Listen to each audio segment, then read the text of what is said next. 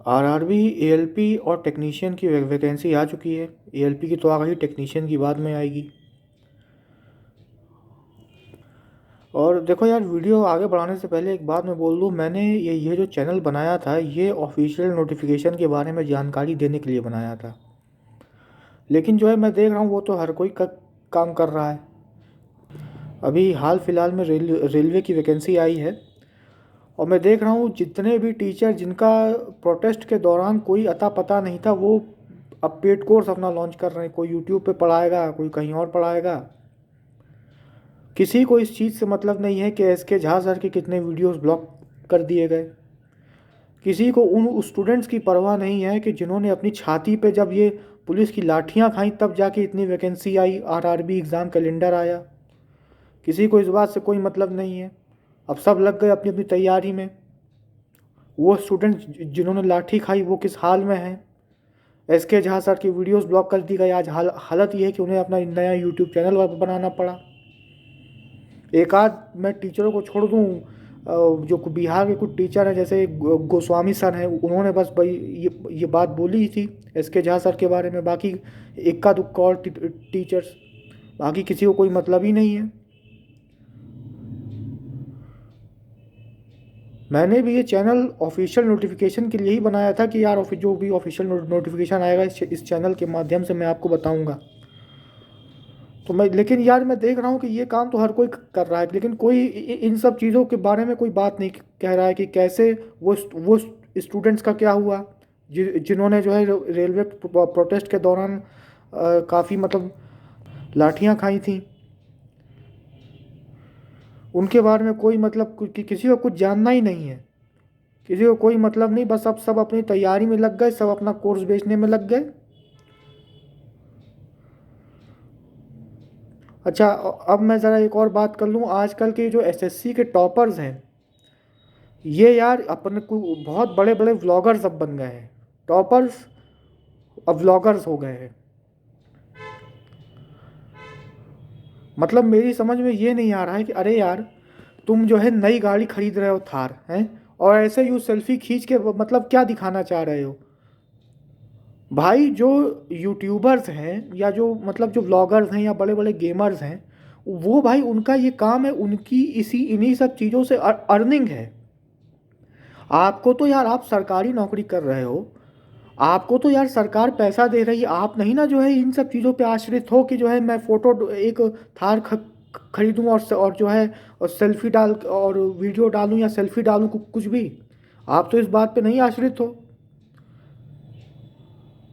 मतलब यार क्या दिख मतलब किस चीज़ का शो ऑफ है, मुझे समझ में नहीं आ रहा है। देखो, एक चीज़ समझ लो कि जिस तरीके से मान लो भाई जिनका ये पेपर नहीं निकलता है, उनको हम ये बात कहते हैं कि जो है भाई कोई बात नहीं, अब आगे ज़िंदगी बहुत बड़ी है, ज़िंदगी नहीं समाप्त हो गई।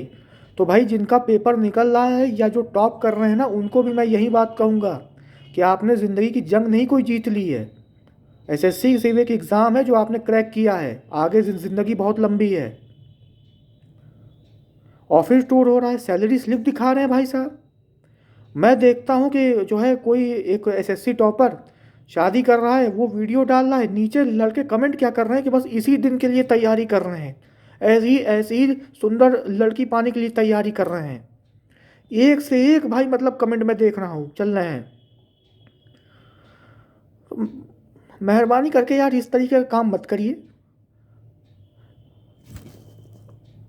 मैं अगर सीजीएल टीयर 1 2023 की बात करूं, जिसका कट ऑफ 150 नंबर गया था और 149 जिसका था, और ऊपर से जिसका लास्ट अटेम्प्ट था, तो वो लड़का बेकार नहीं है ना। वो लड़का बिल्कुल भी बेकार नहीं, जिसका 140 से ऊपर नंबर था और उसका लास्ट अटेम्प्ट था, नहीं हो पाया। अब क्या कहा जाए, लेकिन वो एकदम बेकार नहीं है। तो ऐसे लोगों को भाई आप हर्ट ना फील करवाइए। मेरी रिक्वेस्ट है ऐसे लोगों से। और जितने भी ये टॉपर, हालांकि ये टॉपर्स कहते हुए मुझे शर्म आ रही है, ये जो है कुछ पैसा लेके ये कह देते हैं कि जो है मैं इस फलानी कोचिंग से पढ़ा हूँ, मैं इधर से पढ़ा हूँ। देखो भाई, सरकार ने ना अब बहुत कड़ी गाइडलाइंस लाई है फेक फेक कोचिंग एड्स पे, आपको ही पता है। जितने भी लोगों का एसएससी आने वाले टाइम में, देखो भाई, अगर निकल तुम्हारा जैसे मान लो तुमने सीजीएल क्रैक किया, अगर कहीं कोचिंग से कोई फ़ोन ऑन आए तो भैया मत जाना उधर, क्योंकि देखो भगवान की नज़र में तो तुम ऐसे ही गिर जाओगे अगर तुम मान लो पैसा लेके ये कहोगे कि जो है मैंने यहाँ से पढ़ाई की है। लेकिन अब अगर तुम कानून की नज़र में आ गए तो फिर भैया फिर बचने का कोई उपाय उपाय नहीं है तुम्हारे पास। फिर नौकरी गई तो गई, इज्जत अलग गई। तो अब ज़रा अलर्ट रहिए इन सब चीज़ों से। और जितने भी सीरियल टॉपर्स हैं मैं फिर कहूँगा कि भाई सुधर जाइए, सुधर जाइए, मेहरबानी करके लोगों को भटकाना बंद करिए और अपना ये शो ऑफ भी बंद करिए, इधर उधर प्लीज़ मत करिए ऐसा। ऐसा नहीं है कि जो है मतलब सीरियल ही सब कुछ है या एसएससी की में नौकरी लेना ही सब कुछ है। आप लोग ये दिखा दिखा के और ये जो तुम लोगों को ये जो लोग मोटिवेट कर रहे हैं ना, यही चीज़ तुम्हारे डिप्रेशन और एनजाइटी का भी कारण है। तुम्हें अभी समझ में नहीं आएगा, तुमको लग रहा होगा कि यार ये तो डिमोटिवेट कर रहा है, लेकिन यही सब चीज़ें तुम्हारा ही एनजाइटी और डिप्रेशन का कारण है। कोई भी तुम्हें सच्चाई ये बताने को तैयार नहीं है कि भाई सीरियल की नौकरी या ये सब चीज़ें सब कुछ नहीं है। जो टीचर तुमको ये कहे कि भाई देखो 2-3 साल बस यहाँ तैयारी कर लो, इसके बाद यहाँ से मतलब मूव ऑन हो जाना, वो सचमुच में टीचर कहलाने के लायक है।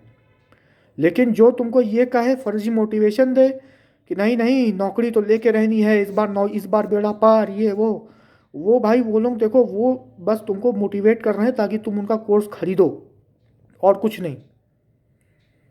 तो मेहरबानी करके इन सब चीज़ों से बचिए। और टॉपर्स जितने भी हैं असल चीज़ बताइए कि उन्होंने तैयारी के दौरान क्या किया था, तो कोई दिक्कत नहीं है। इधर उधर का काम करेंगे फंस जाएंगे जिस दिन उस दिन समझ में आ जाएगा।